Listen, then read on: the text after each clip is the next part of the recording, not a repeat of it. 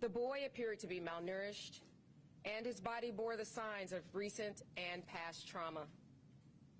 In his very short life, it was apparent that this child experienced horrors that no one should ever be subjected to.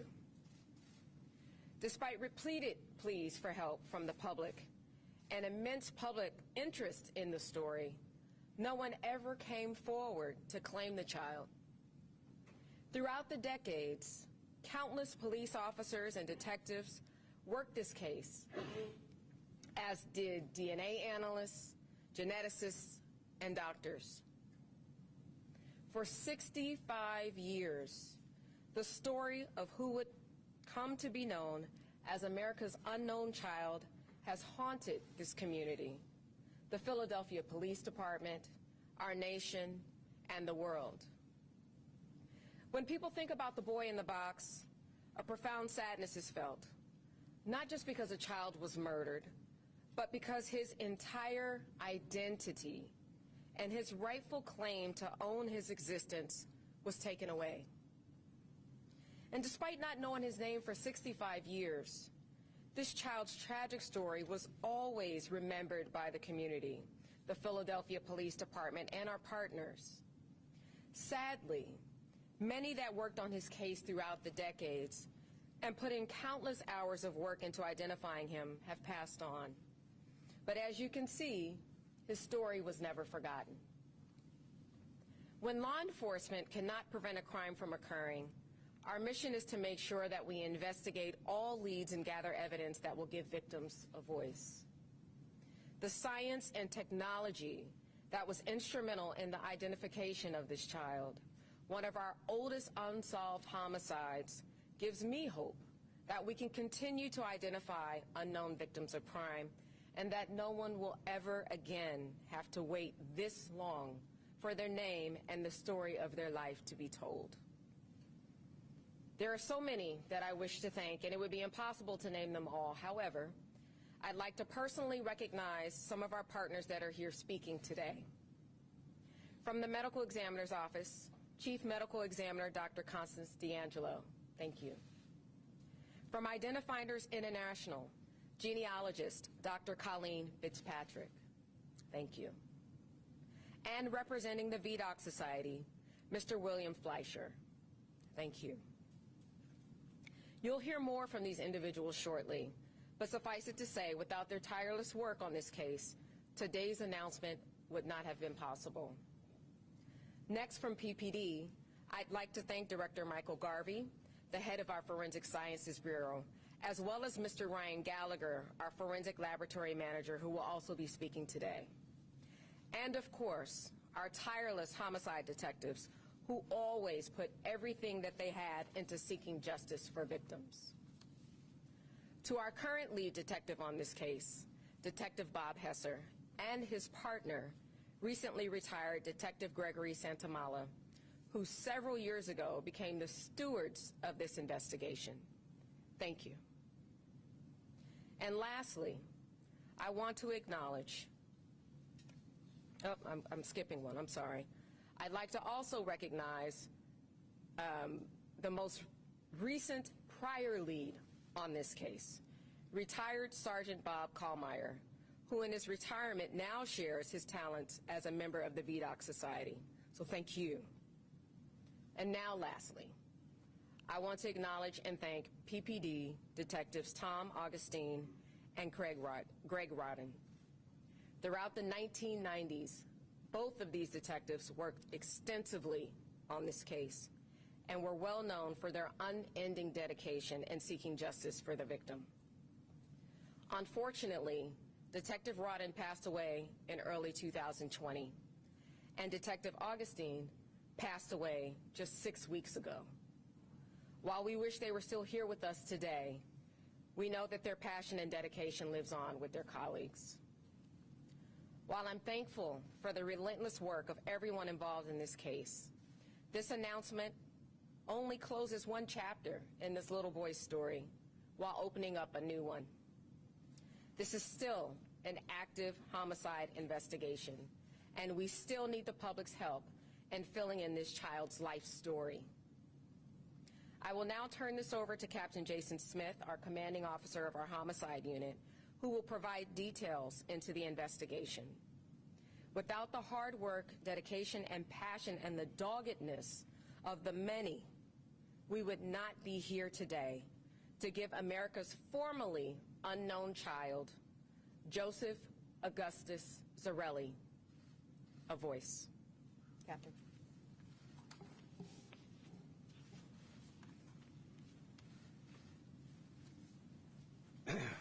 Thank you, Commissioner. Good morning, everyone. Before I provide you with an overview of this investigation, I would like to echo the sentiments of the Commissioner by thanking all those individuals and entities who participated and really put their hearts into this investigation. On February 26, 1957, at 10:40 a.m., the remains of a white male estimated to be 4 to 6 years of age were located in a wooded area with dense underbrush along Susquehanna Road between Varee and Pine Roads in the city and county of Philadelphia. The child had been severely beaten. He was unclothed, had been wrapped in a multicolored blanket, and placed inside of a cardboard box. The child had brown hair that was crudely cut close to the scalp and blue eyes. Multiple bruises were visible on the child's body. An autopsy revealed that the child has sustained multiple abrasions, contusions, a subdural hemorrhage, and pleural effusions. The autopsy confirmed that the child was between 4 and 6 years of age. The child was subsequently buried in plot number 191 at a potter's field located at 12898 Dunks Ferry Road in the city of Philadelphia. The investigation was originally assigned to Detectives Powell and Repsch in 1957 and reassigned to Detective Carruthers in May of 1960. Hundreds of tips and leads were received both locally and nationally from around the country. These tips were diligently followed up on by investigators. None, however, would lead them to the positive identification of the child. On October 30th, 1998, a court order was obtained to have the child's remains exhumed. A post-mortem examination was performed, and the child was subsequently reinterred at Ivy Hill Cemetery, located in the Cedar Brook section of Philadelphia. Portions of the remains were retained for future testing. DNA testing was performed at that time, but yielded no new leads in the investigation. For over 6 decades, the case was continuously investigated by members of the homicide unit who worked in concert with the Medical Examiner's Office, the Forensic Science Bureau, the VDOC Society, the National Center for Missing and Exploited Children, and many other local, state, and federal agencies.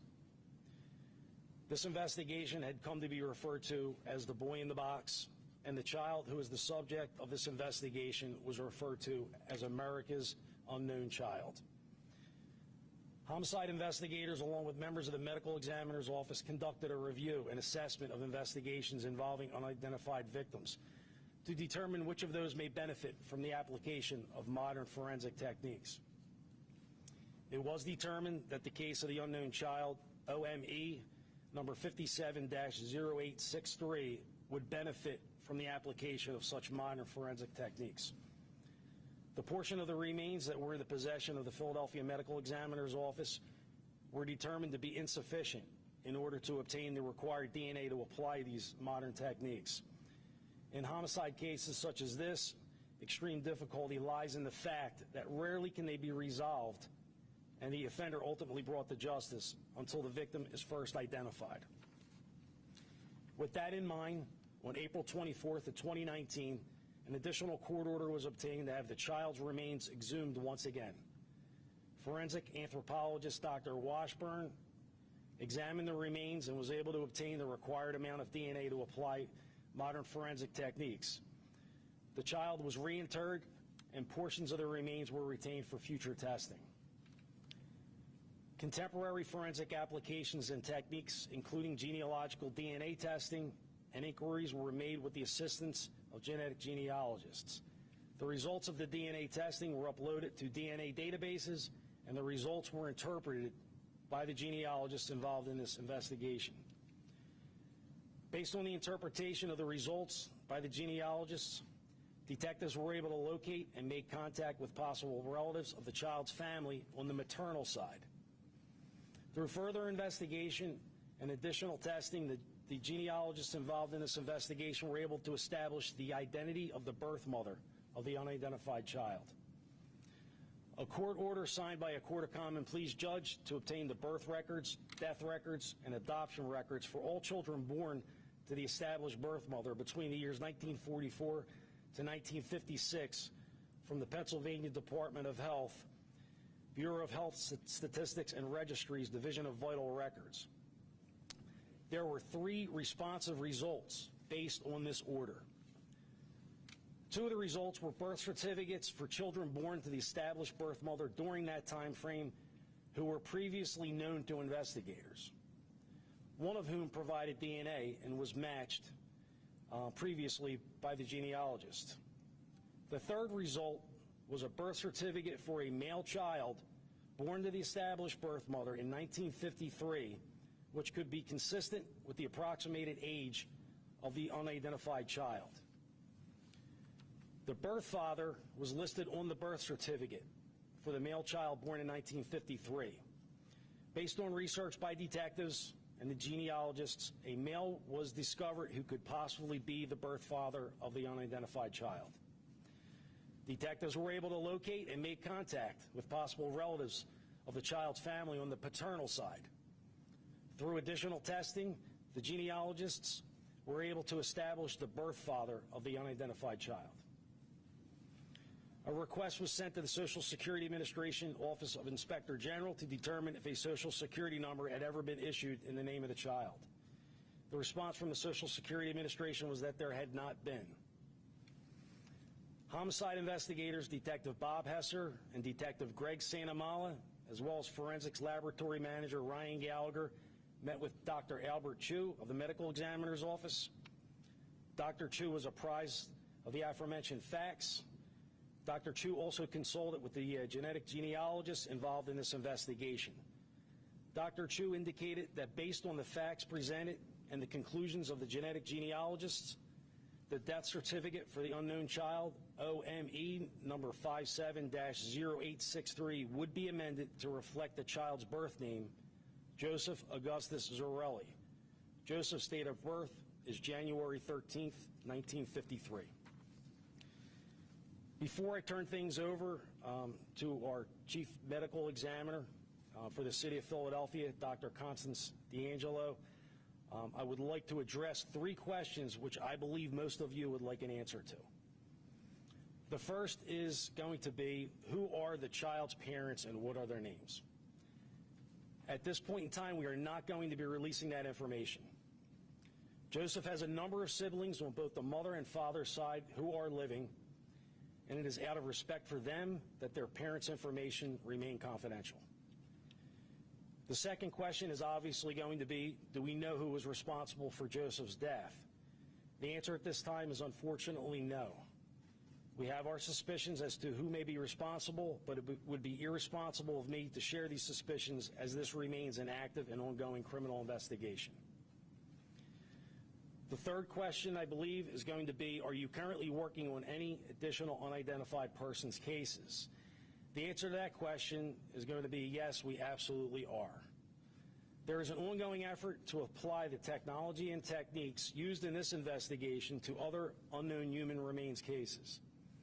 These investigations involve victims of homicide, cases deemed to be suspicious in nature, as well as accidental or from natural causes. A team of investigators from the Homicide Unit's Cold Case Squad, our Special Victims Unit, Long-Term Missing Persons Squad, Forensic Science Bureau, the Office of the Medical Examiner, and the District Attorney's Office meet on a weekly basis to review and identify cases that would benefit from the application of these techniques to further their respective investigations. There are currently more than a dozen cases in progress right now, and as leads are developed, they are pursued by investigators and worked on by other members from the group. I'll now turn things over to Dr. D'Angelo.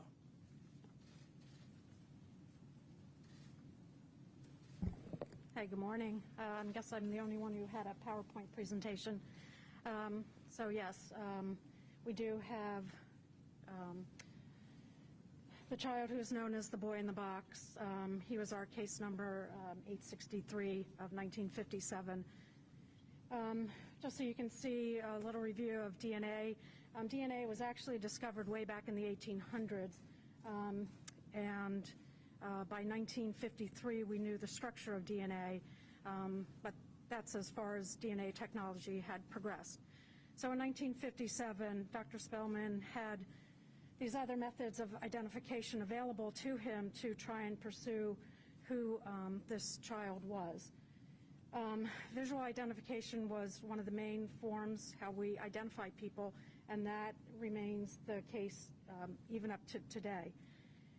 Since this was a child, they actually did take his footprints, and there were attempts to match this child's footprints to some possible leads. So the footprints that were taken at birth, they were actually looked at. Hair comparison, that was also very big in this case. There were hair fibers that were found on the child, and then also some of the items that were found with the child or nearby. Unfortunately, it's really just, yes, this could be from the child or this could be from someone else. So it doesn't really identify who the person is. There's also the ability, if this child had had any sort of x-rays, that the x-rays could be compared. In this child's case, they did use the x-rays to help give an age range for this child, because as it was said, he appeared very malnourished, which would then mean he would look much younger than his actual age. Next slide, please. So in the 1950s, after this case was discovered, the newspaper clipping on the far right, that was actually in the paper. It is a photograph from the time of autopsy and the particulars relating to this child. And again, the hope was that someone would come forward. There were some scars noted on this boy's body, and Dr. Spellman believed that this meant that this child had undergone intravenous fluid administration when he was very young. And so this information was put out, and all of the different hospitals were contacted to see if they would go through their records to see if they could match up anyone. And then the poster was actually one that was provided by the Inquirer. It was posted all over the city, and it was also included in the gas bill that was mailed to Philadelphians. Next slide, please. Two other techniques that were tried on the far right. A death mask was actually also made for this child, and one of the medical examiner investigators actually retained this mask, and when he would go follow up on a lead, he would have that mask with him.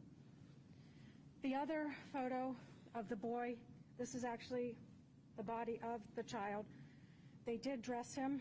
They put him in a pose so that this might trigger someone to recognize this child, because now he's clothed, he looks sort of natural, and they were really hoping again that someone would come forward and identify him. Next slide, please. So again, they did take his footprints. They did try and match to several leads that they had, but it was not a match. Let's see. The other thing, they had the police cadets and other police go to all the orphanages and foster homes to make sure that all of the children in those facilities were accounted for. And then the last clipping is about a handkerchief, which seems to possibly be a red herring, but at the bottom you'll notice that at that time people were actually allowed to come into the medical examiner's office and visually look at the deceased body. And there were a number of people who did come forward to look at the child, and then either investigators from the ME's office or from the police department actually followed up on those leads and those children who were suspected of being this child were found alive. Next slide. So over the years then, we did have advances in DNA, and by 1992, it had progressed to the point where there were commercialized kits to do the DNA fingerprinting. And so that led to the decision to exhume the body again in 1998 to try and get additional material for DNA testing. The case was also uploaded into NCMEC in 2014, and again in attempts that someone, not in this part of the country would recognize this child and come forward. And then finally in 2019, the body was again exhumed to obtain additional samples for DNA, which after many years was actually successful. Thank you. Oh, I'm sorry. I'm introducing Ryan Gallagher from the Office of Forensic Sciences. Good morning, everyone. As Dr. D'Angelo said, my name is Ryan Gallagher. I'm the unit manager for the criminalistics unit with the Philadelphia Police Department's Office of Forensic Science. The criminalistics unit is responsible for all forensic DNA-related casework in the Philadelphia Police Department and the City of Philadelphia. The unit maintains a state-of-the-art DNA laboratory, performing traditional forensic DNA analysis, modern rapid DNA technology, and coordinating all other DNA testing for the City and Police Department. Throughout this investigation, the Office of Forensic Science has performed or consulted on much of the forensic work that has been performed in this case. Several attempts using forensic DNA technology to identify the boy have been made over the past 20 years. Specifically, the boy's DNA profile was entered into CODIS and searched continuously for matches to immediate biological relatives. CODIS is the acronym for the Combined DNA Index System, which is managed by the FBI and is the national DNA database. This database is used to search crime scene samples and compare to DNA reference samples to solve criminal investigations. A portion of CODIS is maintained for DNA samples from unidentified remains, and those DNA profiles are compared to DNA samples from family members of missing persons. There were no matches in CODIS in this case. With typical DNA processing, our scientists in the lab examine 24 areas along your DNA to develop a profile. With advancements in DNA technology, it is possible to examine thousands of areas along your DNA. For standard forensic DNA analysis that we do every day, this expanded testing is not necessary. However, the analysis of this additional DNA has created a new capability for investigating cases by revealing potential familial relationships. This growing field is often called forensic genetic genealogy or investigative genealogy. In a few moments, you'll hear from Dr. Colin Fitzpatrick of Identifiers International, the company that worked tirelessly on this investigation with the Police Department and the Office of the Medical Examiner. We also like to thank several other forensic laboratories that have helped and provide analysis over the years, including the Federal Bureau of Investigation. While today's event centers on the identification of this child, it's equally important that we mention larger efforts to bring closure to other families in our city. The Office of Forensic Science has implemented a forensic genetic genealogy program to assist the Philadelphia Medical Examiner's Office and the Philadelphia Police Department with investigations involving the identification of unidentified human remains or unknown suspects in criminal cases. Due to limitations with the technology, not every case is going to benefit from this. However, the Police Department continues to evaluate all applicable cases and determine eligibility. In cooperation with the Homicide Unit, the Special Victims Unit, the Philadelphia Office of the Medical Examiner, the Forensic Genealogy Program has initiated testing in dozens of cases. These cases range in years from 1957 through 2022. The program emphasizes a collaborative effort between forensic scientists and detectives to uncover and follow up on investigative leads. Joseph Augustus Zarelli represents the first identification of human remains using forensic genetic genealogy as a result of this collaboration. While this is the first, it will definitely not be the last identification that is made. Our goal for the project is that there will never be another unidentified homicide victim in the city of Philadelphia. We have established a process for all new unidentified remains and are working through the records of all previous homicides to identify cases which may be included in this program. In reality, we may not attain the lofty goal of 100% identification for a variety of reasons. However, the identification of America's unknown child strengthens our resolve. The victims of a homicide deserve, and their families deserve, no less. And I'll introduce Dr. Colleen Fitzpatrick from Identifinders International.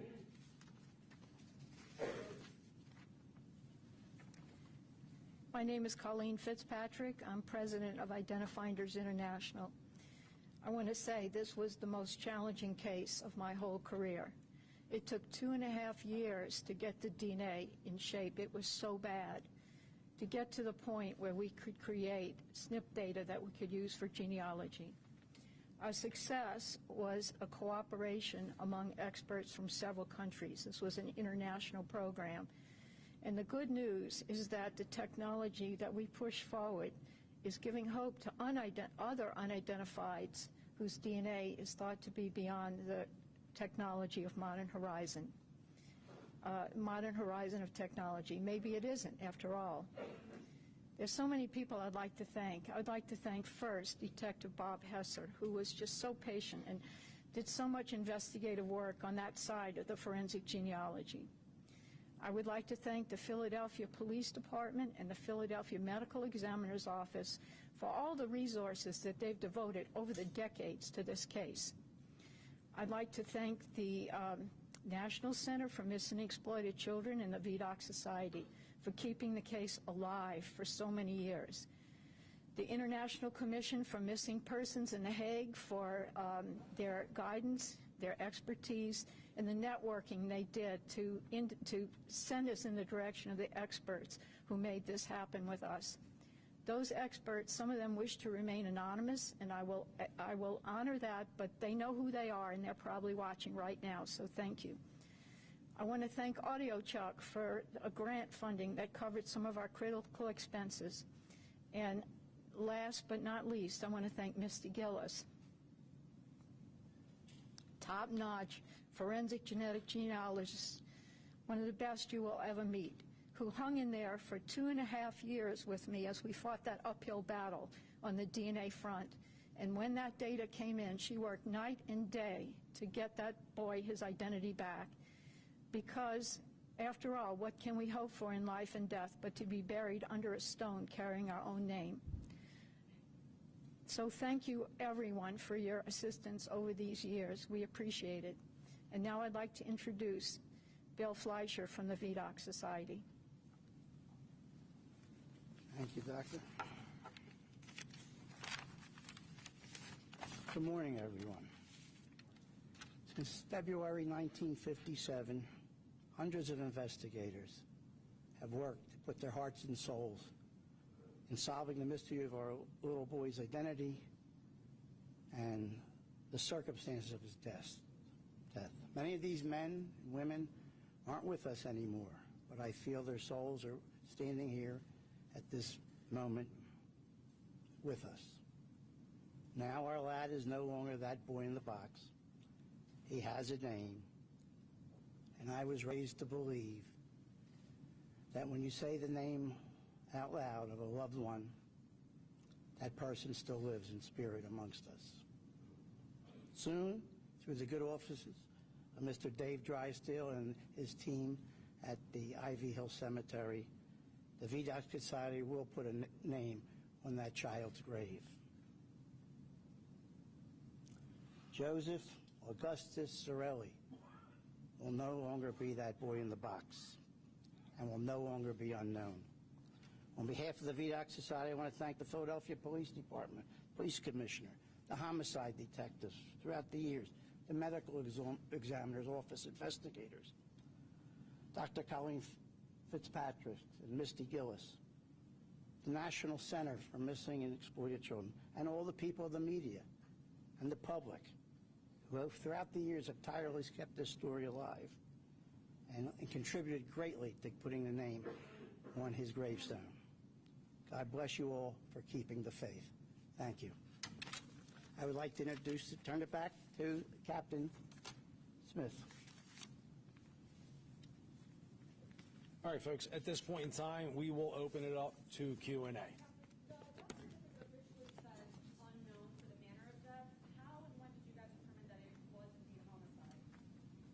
Well, that was determined early on in the investigation. Right, so why was the death certificate not changed? I guess when was that determined? Because the death certificate says unknown. I can't answer that question. Okay, but it is in fact that he was killed, it was a homicide. That's correct. Okay, can you tell us a little bit more about that part of the case, of what you know of how he was killed and what happened to him? Well, I described the injuries. He had abrasions, he had contusions, so he basically had blunt force trauma. From what I understand, he was also emaciated. Okay, so, but I'm going to say blunt force trauma was more than likely the cause of death. Captain, with an investigation that now has a name, what changes behind the scenes? What does this give your detectives? Where do you go from here? All right, so the job's, it's over 65 years old now. All right, so that's definitely, it's going to be an uphill battle for us to definitively determine who caused this child's death. If this technology had been available to us 20 years ago, it might have been a completely different story. Because once you identify who the child is, and then that's what you start beginning with family members. Well, at this point in time, a lot of the family members who would have been old enough to have a memory of any incident that might have occurred are normally long gone. So are you saying there's the possibility that you may never make an arrest in who's responsible for the homicide of Joseph Augustus Zarelli? That's correct. We may not make an arrest. We may never make an identification. But we're gonna do our darndest to try. Yeah. When you talk to the relatives, you ask them the names of why nobody came forward in 1957 saying, "Hey, I think that's Joseph." I think. Yeah, that's going to be part of the investigation. And again, I will go to probably time and time again. It's an ongoing and active investigation. So I'm not going to comment on that, sir. What was the reaction from the family when detectives came forward with this information? I'm not going to comment on that either. Where was he from? Where was he from? Where was the child from? What family? What section of the city? West Philadelphia, we believe. Was he ever like reported as a missing child? No. Never. Was not. No, never, sir. Are either parents still alive or both parents? Both parents are deceased. Do you think that someone from in his family killed him? I can't comment, sir. Ongoing active investigation. Captain, when it comes to other, you mentioned this, the other victims, you have a Potter's Field of this one that we know about. I think there are some others scattered around.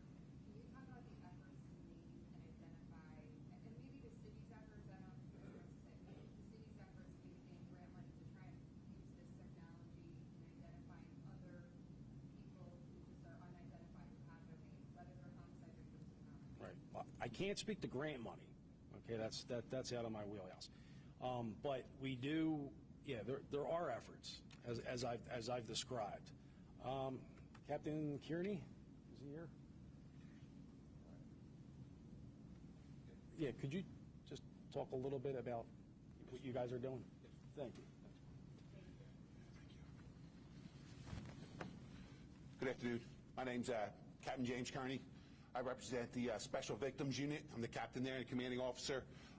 At Special Victims, we are responsible for approximately 80 long-term missing person cases, and we are dealing on a weekly basis with forensics and other entities, both locally, state, and federal, to help aggressively identify the long-term missing persons and unidentified remains.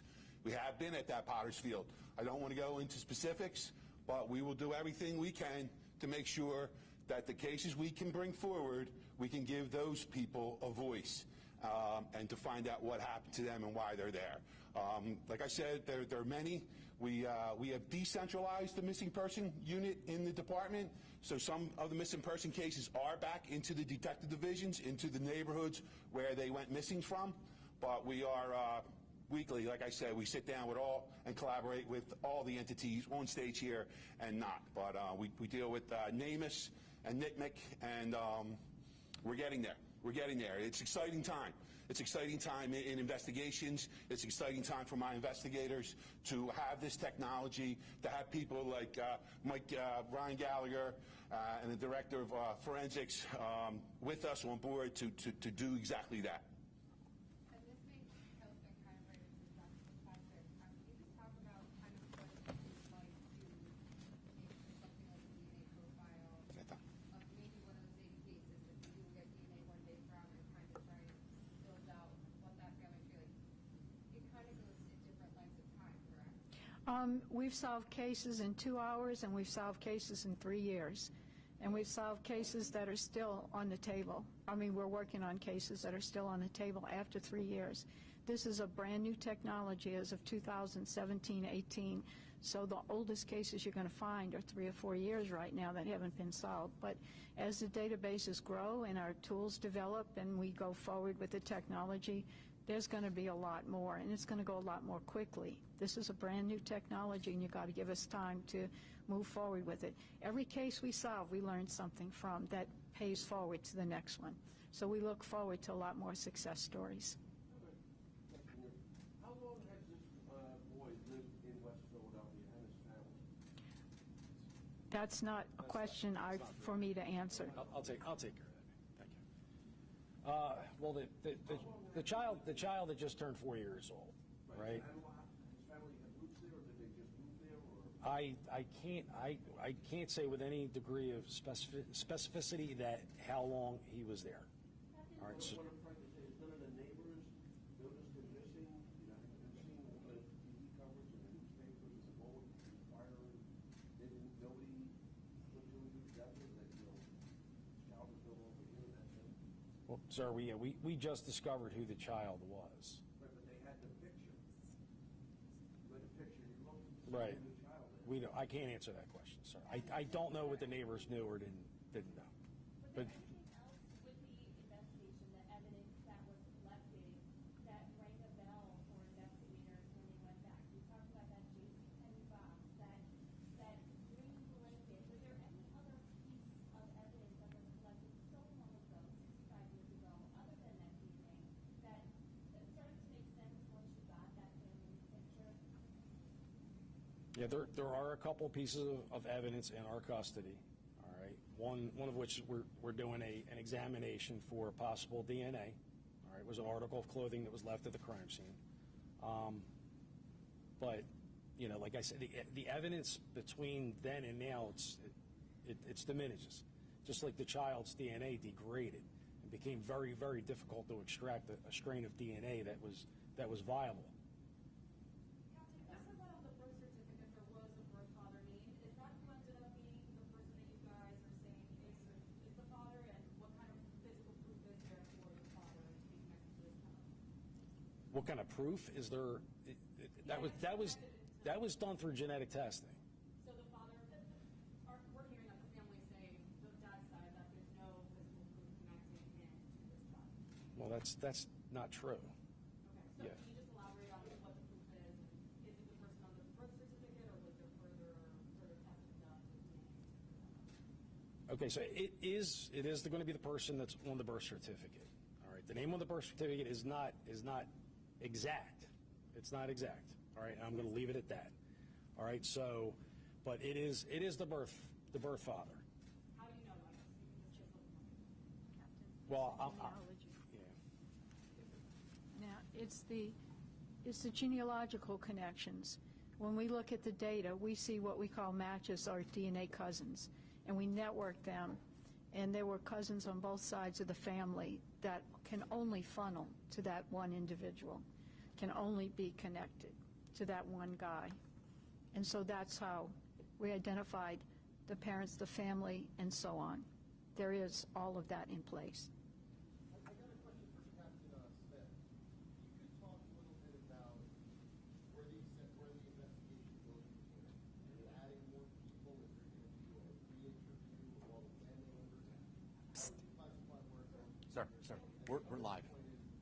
Talk about how there's a possibility that Joe might be dead, or since this happened so long ago, wanted to talk to him, might not even be alive. Okay, so one of the things that I'm hoping comes out of this press conference is that we receive an avalanche of tips from the public. We're going to filter through each and every one of those tips, but in that avalanche, there might be a diamond in the rough. I'm hopeful that there's somebody who was in their mid to late 70s, possibly 80s, who remembers that child. All right, the child did live until a little over past the age of 4 years old. So there would have been somebody out there that would have seen this child, perhaps another family member that hasn't stepped forward, possibly a neighbor, okay, a neighbor that remembers seeing that child, remembers whatever occurring at that particular household.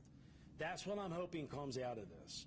Of course, we're going to be revisiting the family members. The assigned investigator, we just had a member down at the homicide unit.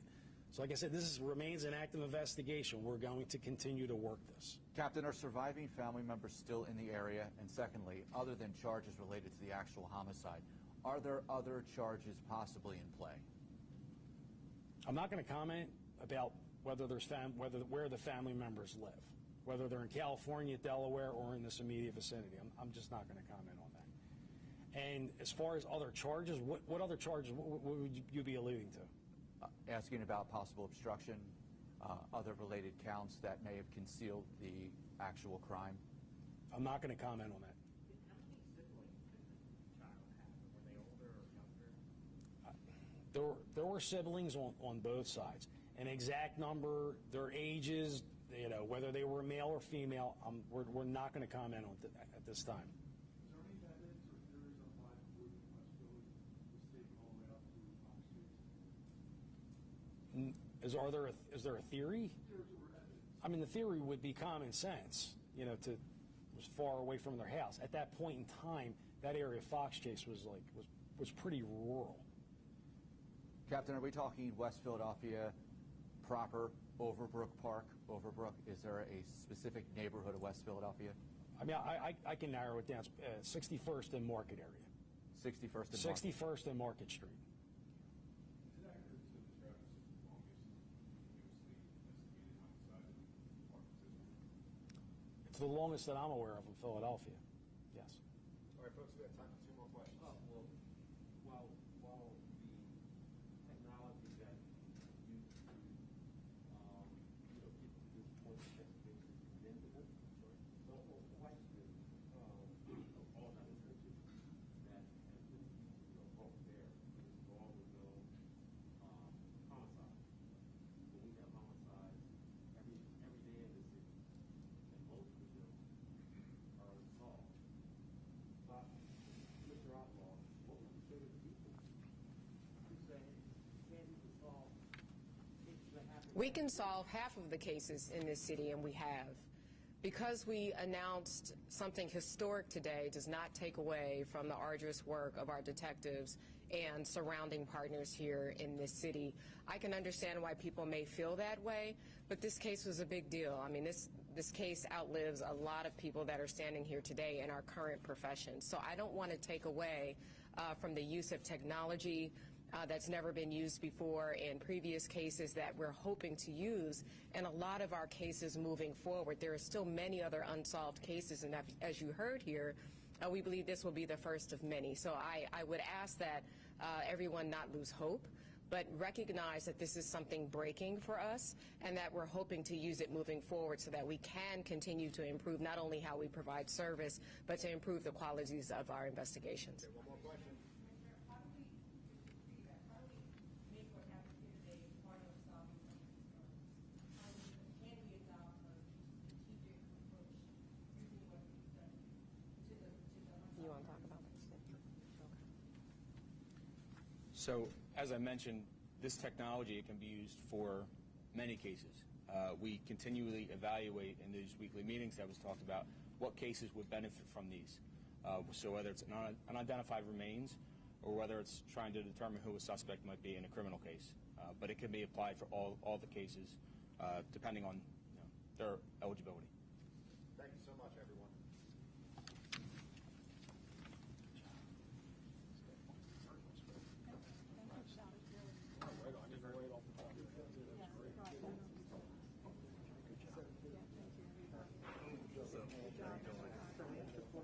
Which is good. If anybody can answer it about, there have been all these theories over the years.